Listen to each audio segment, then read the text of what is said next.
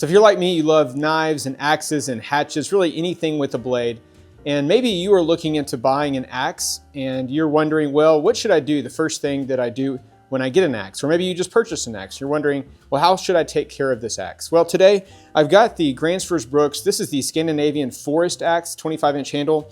I also have, and I've had in the past, I have this, my favorite axe overall. This is the Gransfors Bruks small forest axe. This really goes with me everywhere. Also got their little hatchet as well. But for the purposes of what we're doing today is I want to share with you when I first get an axe, what are the things that I do to it so that I take care of it and I treat it well so that it takes care of me. So there's a lot of really great axe companies out there, and I've done reviews of several myself, and I will have a full review of this coming up soon. But the purpose of this video is just to show how to take care of it. But you know, when you think about brands, the quality does make a big difference. And I have loved for many years the Gransfors Bruks. They're made out of Sweden. And a couple things that I really like about Gransfors Bruks axes. Number one, great sheath on all of these. And these break in over time. So this one's a little harder to get off because it's brand new. If I held up you can actually see the handle color of these two here. One's darker because I've been using it for a long time, been taking care of it for a long time. So I've done some other things to this I'll talk about in a moment. But an axe like this is going to be hand forged. Even the blacksmith will put his initials in the pole up here to show that he takes great pride in the quality of his work. And certainly I have always appreciated the Gransfors Bruks axes. So on the axe, of course, you've got the lug right here, you got the cheeks, the bit, you got the toe and heel, of course the eye up here. But on the handle, and that's what we're going to be really focusing on mainly today because I have not used this much. I will talk about the head in just a minute. But the handle, you got this big belly right here. You can kind of see the design. You got a big belly right here and a palm swell down here.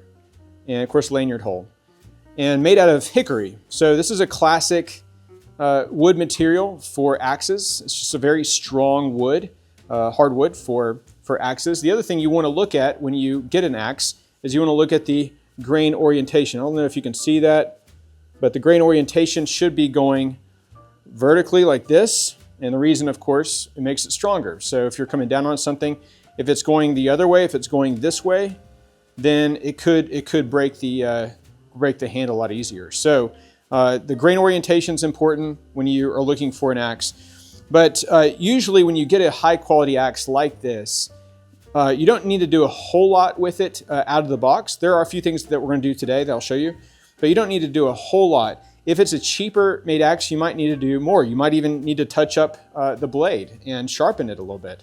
No doubt this is razor sharp, so I'm not going to do anything with the blade today because in my experience with Gransfors Bruks, they're all very, very sharp out of the box. But let's go ahead and I'll show you what we do with this. All right, before I actually apply what I'm going to apply to the new axe right here, look at the difference of color here. So this is the axe I've had for the longest, at least 6-7 years, probably the small forest axe. And you notice how dark it is because once you first get it, you treat the handle. Of course, this has like sap and other stuff all over it now, but you treat the handle pretty frequently up front in the first few weeks and months and years, really a year. And then after that, really once a year is just fine. So, but over time, it's kind of gotten this dark, I'm not going to call it patina because it's not metal, but kind of this dark color to it, which is kind of really nice over time. This one I've applied, you can kind of tell the age here. This one I've had for about 1.5 years. And so again, for the first month or two, you're applying it several times, what I'm about to show you. And then, once a year after that. So this is I'm about to do this one again pretty soon. But you can I just want to show you the difference of color versus something that's brand new. So this has nothing on it. This is just raw wood here from the factory. So again, if you have a lower quality axe, depending on what it is, I really would dissuade you from getting just a cheap like plastic handled one. There's something very comfortable with wood in the hand, but also just the shock absorption, the natural shock absorption that comes from a natural wood. So the other thing, if a plastic one, if you have a plastic or rubber handle or something and it breaks, well, you can't really do much with it. But you can replace these yourself. You can actually make a handle and replace it yourself. And there's all kinds of videos out there on how to do that. So there's a lot of reasons, I think, to have a wood handle and really, again, a high quality axe like these. All right, so we put the other axes aside. One thing I did want to mention about the small forest axe here is you can tell I put this collar on here. And the reason for that is, I've used this for so many different kinds of projects and purposes that when you're going through wood, then this protects the actual handle. You can kind of see all the scuffing right there on the leather. All of that scuffing would actually be on the handle if this collar was not on there. And I'll have a video on how to put one of these on. I've made a metal one for a splitting axe, so I just think these are pretty valuable. I'm not going to put one on this because this has a different purpose. This is for felling and cross cut. So this is not going to be for going like splitting. Okay, so that's not the purpose of this. This is more for felling. You can do limbing with this. The nice thing about limbing with a long handle like this one is that you don't have to bend down as much because it's got a longer handle. You can see the size difference here of the handle. I think there's like 19 inches. I can't remember, 18 or 19 inches, 25 inches. So, so because of the purpose of it, I'm not going to put a collar on this one. But I just want you to know why that was on there. So we'll have another video on that at some point soon. All right, so here's the axe. And this is pretty smooth right here. When you first get an axe, you definitely want to make sure that there's no splinters, anything like that. This does not have anything on there because it's pretty high quality. But I do have some sandpaper. And you could start out, I wouldn't start out too aggressive. Like here's a 400 grit, for example. And you can just do a light sanding on there. Obviously, if you've got certain rough spots on the wood or kind of splintery kind of wood, then you want to of course get that out. Then get down here on the palm swell. One thing about this palm swell is that it is a little bit wider. I'll show you this. It is a little bit wider, kind of flares out. I don't know if you can see that. Kind of flares out up here just a little bit, which means that they took off wood here. So this used to be wider, and they've taken that down to give you a nice handle. So, and something to grab onto at the end. So anyway, so here's what I do to treat the handle, and you guessed it, boiled linseed oil. So this stuff is so good and so helpful. It's one of my favorite things to do is to treat the handle of a new axe. So we're going to go ahead and do that now. All right, so what I like to do is just take one of these kind of blue shop towels, fold it up like this, get your BLO, boiled linseed oil, some of that on there. Let that soak in just for a second. And then you just want to rub this all over. I actually also put it on the head of the axe as well. Now, you're not going to be able to see too much. It's going to be shiny right now for you. It's not going to have that darker color because that comes over time. But, they say that if you take care of a fire when it's small, it'll take care of you when it's big. You kind of say the same thing for tools. Take care of tools when they're new. Take care of them along the way. When they're old, they'll just take care of you as well. So I want to get a good coating on there. I'm actually going to put a little bit more. There's something enjoyable, pleasurable about maintaining your tools so that when you go and pick it up, make sure I get this palm swell really well, those end grains especially. When you go to pick it up, that it's ready to go.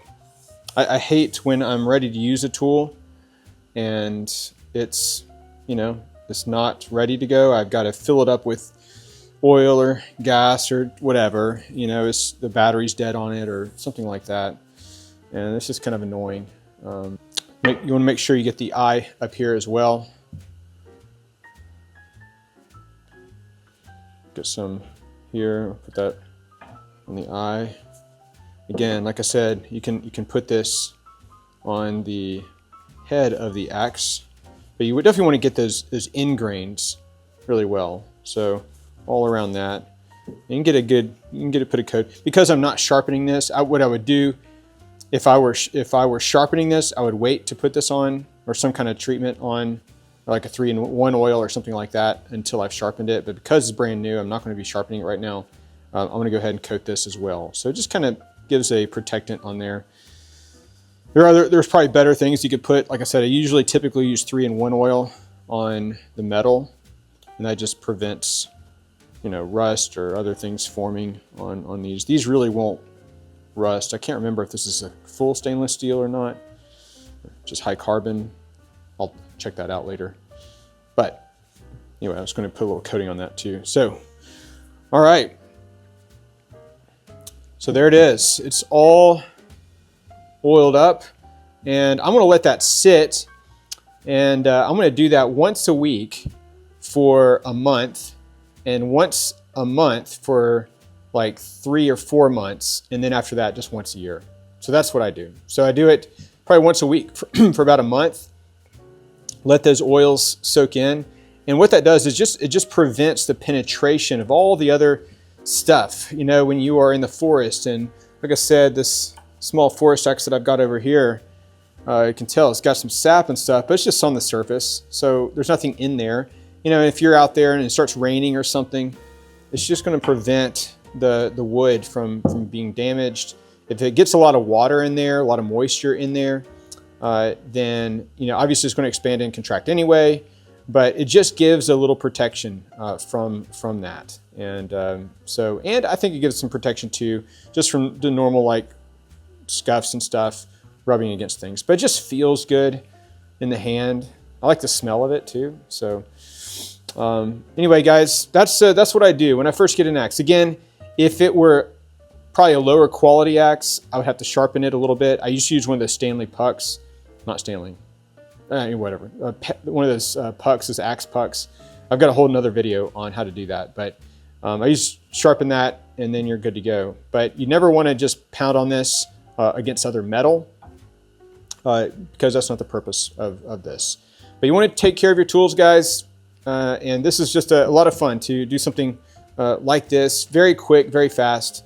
But now, about another week, I'll do another coating, and then, you know, we'll be good to go. And I can just take this with me, and we can cut some trees down, so on a property. But anyway, guys, hope this has been helpful for you. And if you've not already done so, please consider hitting that like button, subscribing to the channel. Really appreciate you and your support. We'll see you in the next video.